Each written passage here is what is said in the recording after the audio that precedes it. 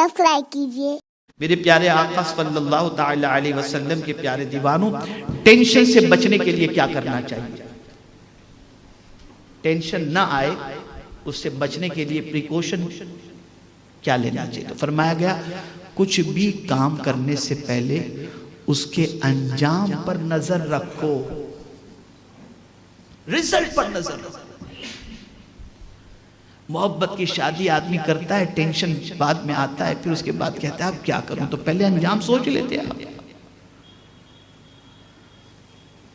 کوئی بھی کام اس کے انجام پر نظر رکھو۔ پھر دوسری چیز کہ کوئی بھی کام کرو اپنی صلاحیت پر بھی نظر رکھو کہ کیا تم کیپیبل ہو یہ کام کرنے کے، اس کو بھی تم دیکھو۔ اگر تمہاری کیپیسٹی نہیں ہو تم کود پڑو گے تو ٹینشن آنا ہے۔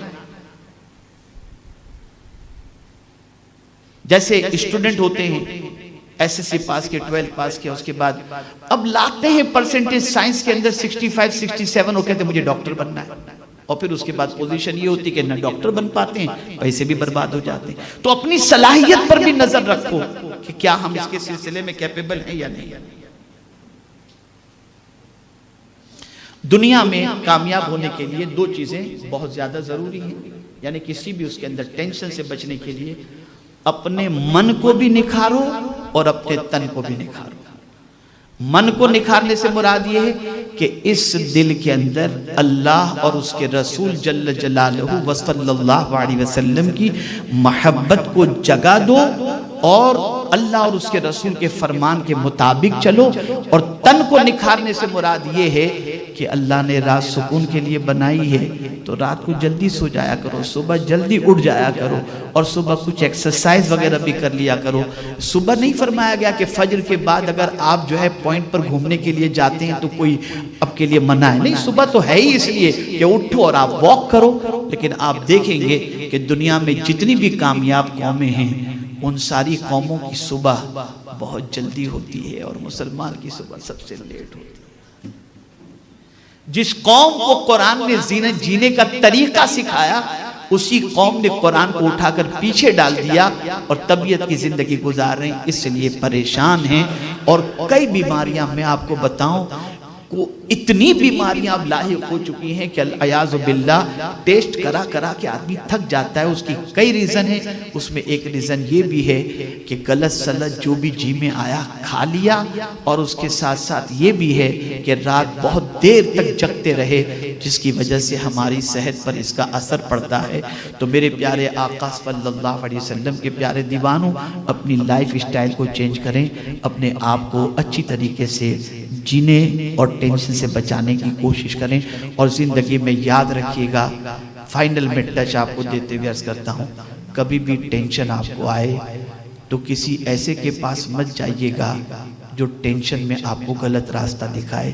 چل شراب پی لیں گے تھوڑی دیر ٹینشن اتر جائے گا، چل جوا کھیل لیں گے کیسینو میں جائیں گے اتنی کمائی ہوگی تیرا ٹینشن اتر جائے گا، چل بینک سے اتنا قرضہ لے لے بیاج بعد میں بھر دیں گے ٹینشن اتر جائے گا۔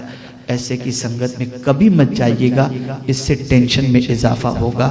ٹینشن ہلکا ہوتا ہے اللہ پر بھروسہ کرنے کے بعد اور سیدھے راستے پر چلنے کے بعد اور نیک لوگوں سے مشورہ کرنے کے بعد اور قرآن مقدس پر عمل کرنے کے بعد اللہ ٹینشنوں کو ہلکا کر دیتا ہے۔ بڑی پیاری بات مجھے غوث پاک کی یاد آ رہی ہے۔ سیدنا غوث پاک رضی اللہ تعالیٰ عنہ فرماتے ہیں انسان پر جب ٹینشن آتا ہے تو خود سے محنت کرتا ہے کہ میرا یہ ٹینشن دور ہو جائے، پھر بھی نہیں ہوتا تو پھر کسی کے وسیلے سے سورس لگاتا ہے یار تم کچھ کرو، پھر اس سے بھی نہیں ہوتا، پھر سوچتا ہے یار کیا کروں، پھر کہتے جانے تو جو ہونا ہے اللہ کو جو منظور۔ تو غوث پاک فرماتے ہیں ارے نادان، اینڈ میں تو خدا کے بھروسے پر چلا گیا، پہلے ہی چلا گیا ہوتا۔ کوشش کر، اپنی بساط پر کوشش کرنی چاہیے، لیکن یہی دل و دماغ کے اندر بات رہنی چاہیے مولا میں اس کی طرف جا تو رہا ہوں لیکن تو کارساز حقیقی ہے، میرا کام تیری طرف سے بننا چاہیے۔ یہ سوچ اللہ والوں کی تھی، اسی لیے اس کو کوئی غم نہیں تھا، کوئی ٹینشن نہیں تھا اور کوئی مستقبل کی فکر نہیں تھی۔ آج پوری دنیا ٹینشن اور فکر میں صرف اس لیے ہے کہ اپنے رب سے جیسا رشتہ ہونا چاہیے ویسا رشتہ نہیں ہے۔ اور یاد رکھیں میرے پیارے آقا صلی اللہ علیہ وسلم کے پیارے دیوانوں، جو مصیبتیں قدرت کی طرف سے آتی ہیں ان مصیبتوں کا علاج بھی قدرت ہی کی طرف ہے. اس کو یاد کرو, اس کے حبیب کو یاد کرو اور سیدھے راستے پر چلو. انشاءاللہ ٹینشن اور اسٹریس اللہ دور فرما دے گا. اللہ رب العزت جل جلالہ آقا کریم رؤوف الرحیم علیہ التحیۃ والتسلیم کے صدقہ و طفیل مجھے آپ کو سب کو قرآن و حدیث پر عمل کی توفیق نصیب فرمائے, اور سکون کے لیے اللہ نے جو دستور ہمیں قرآن میں عطا فرمایا اس پر عمل کی توفیق نصیب فرمائے. وما علینا الا البلاغ المبین. السلام علیکم ورحمۃ اللہ وبرکاتہ. ہماری ویڈیو کو لائک شیئر ضرور کریے.